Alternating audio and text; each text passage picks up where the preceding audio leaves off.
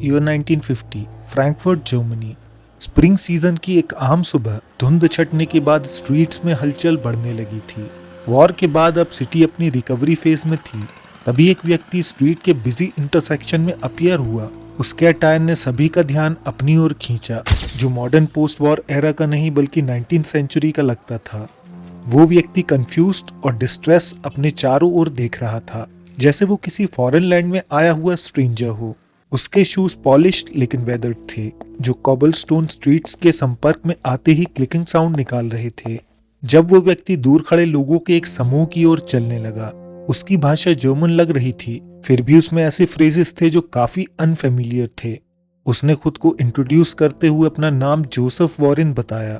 Authorities ने तुरंत intervene किया और उसे अपने साथ ले गए, लेकिन जैसे वो अचानक स्ट्रीट में अपीयर हुआ था, वैसे ही वो बिना किसी ट्रेस के गायब हो गया।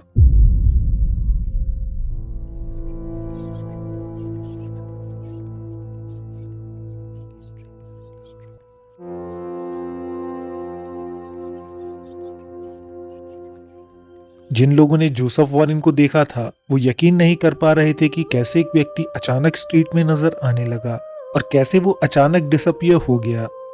फ्रैंकफर्ट की वो सुबह एकदम शांत और स्टिल थी। एटमॉस्फेयर में लाइट फॉग था, लेकिन स्ट्रीट में काफी भीड़ थी। इसी बीच एक अजीब फिगर लोगों को दिखाई देने लगा। उसका गेटअप उस दौर के लोगों के अटायर से मेल नहीं खा रहा था। उसने एक वेल टेलर्ड लॉन्ग कोट पहना था।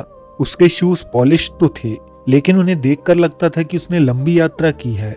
जोसेफ वॉरेन ने लोकल से जर्मन में बात की, लेकिन उसके डायलेक्ट में कुछ वर्ड्स और फ्रेजेस ऐसे थे जो किसी को समझ नहीं आ रहे थे। लोगों ने अथॉरिटीज को खबर दी और जोसेफ को पूछताछ के लिए पुलिस स्टेशन ले जाया गया। अथॉरिटीज के पूछने पर उसने बताया कि वो लक्सारिया से है।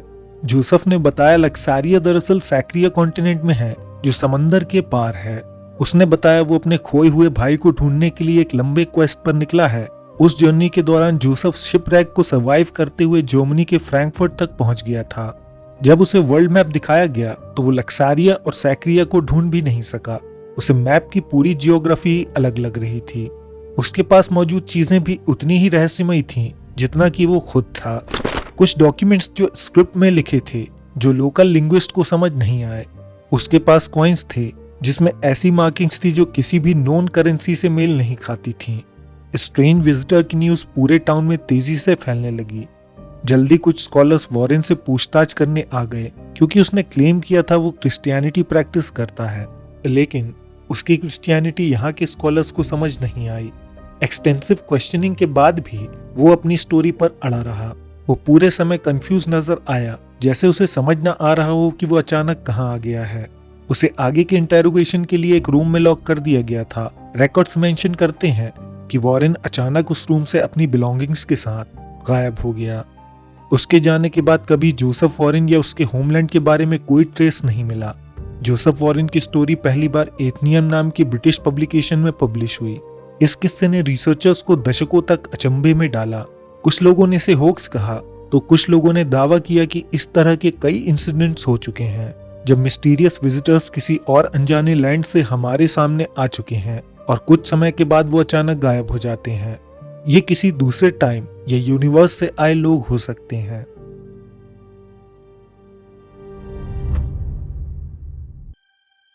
ईयर 1994, रायन और मोनिका, एक स्विस कपल, शाम के समय एल्प्स के पास ड्राइव कर रहे थे।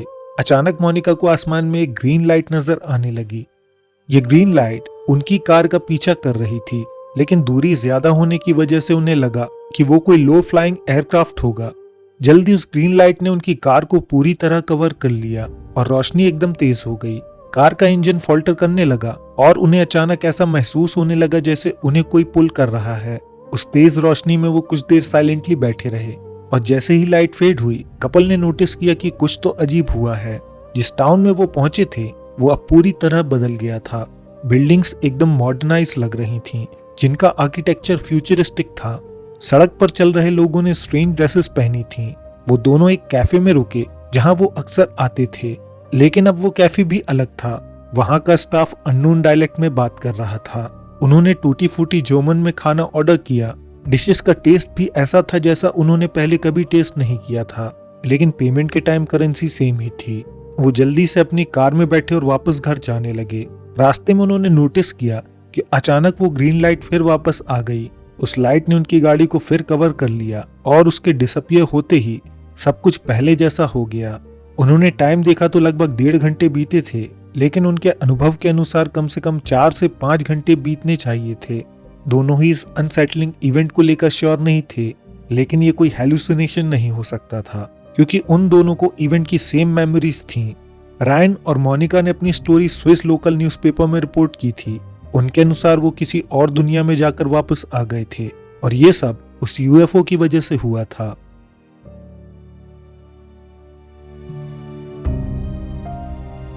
यो 1863 सैंडी कोव, नोवा स्कॉशिया। एक 8 वर्षीय लड़का कोली अकेला बीच पर खेल रहा था जब उसे कुछ अजीब नजर आया। उसे एक व्यक्ति घायल अवस्था में बीच पर पड़ा नजर आया। उस व्यक्ति के दोनों पैर एम्पुटेट हो चुके थे और वो बेहोश था। कोली दौड़कर अपने घर पहुंचा और सबको उस व्यक्ति के बारे में बताने लगा। कोई उसकी बात पर विश्वास ही नहीं कर रहा था, लेकिन फिर 2 किसानों ने बीच पर जाकर देखने का फैसला किया। वो लोग जब बीच पर पहुंचे तो कोली की बात सच साबित हुई।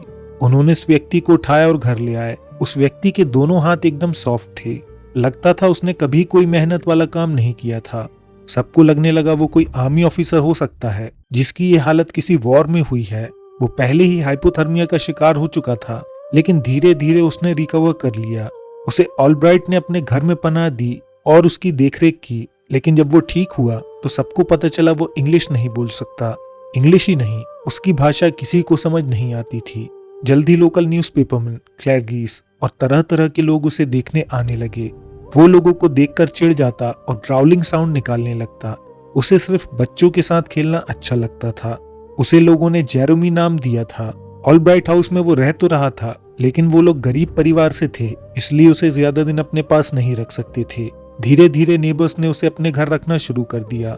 वो थोड़े थोड़े दिन लोगों के घर में रहता, फिर उसे कोई और अपने साथ ले जाता था।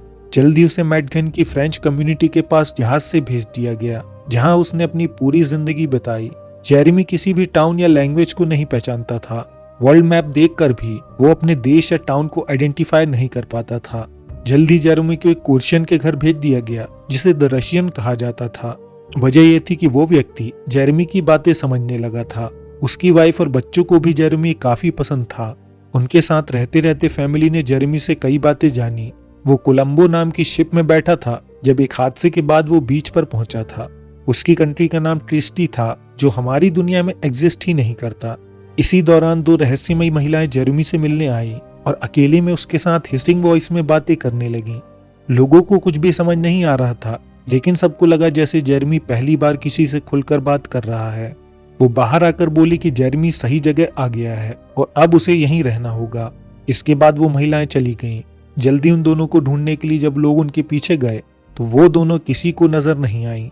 लोगों को लगने लगा कि जेरेमी किसी हादसे का शिकार हुआ और गलती से किसी और दुनिया में पहुंच गया था। अपनी पूरी जिंदगी इसी तरह बिताने के बाद 15 अप्रैल 1912 को उसकी मौत हो गई, ठीक उसी दिन जब टाइटैनिक जहाज पानी में डूबा था। आज के एपिसोड में बस इतना ही। वीडियो पसंद आया हो तो लाइक करें, कमेंट्स में अपनी राय दें। अगर आप चाहें तो हमारे चैनल को सब्सक्राइब करके ऑल नोटिफिकेशंस ऑन कर सकते हैं। हम जल्द आपसे एक नए एपिसोड के साथ मिलेंगे। धन्यवाद।